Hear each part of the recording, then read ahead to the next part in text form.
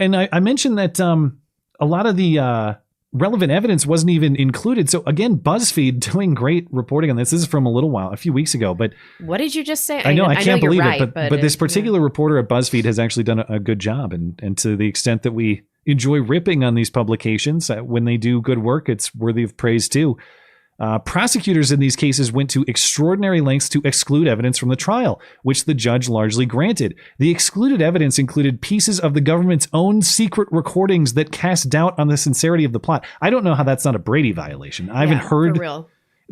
I read that to mean that there are pieces of the government's own audio recordings that basically say this is not a serious plot, that would cast doubt on the case that the prosecutors are presenting, and therefore imply or support the case for innocence.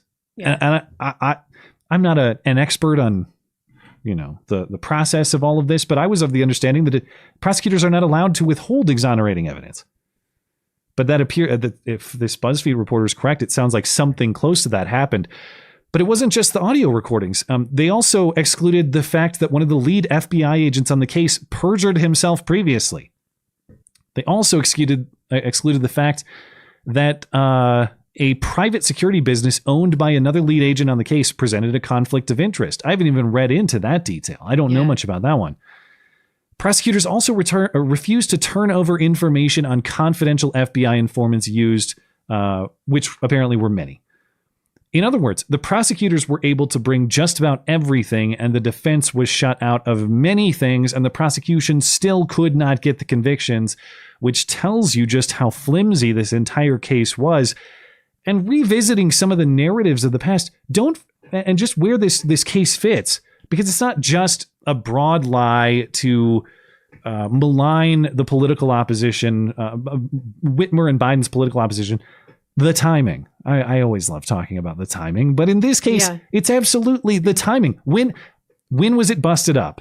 October 2020. Are we supposed to believe that the militia terrorists just thought, hey, October 2020 is a great time to finally realize our ambitions? No, it was busted up because political forces within the FBI wanted a political narrative at that time. They wanted the October surprise, and that's exactly what they got. Recall, it was used to create this narrative of extremism and white supremacism, which Biden mentioned. There was no evidence of a racial element here that I'm aware of. But the day after the arrests in October 2020, Joe Biden used the story to say, also without evidence, that Trump had inspired this event.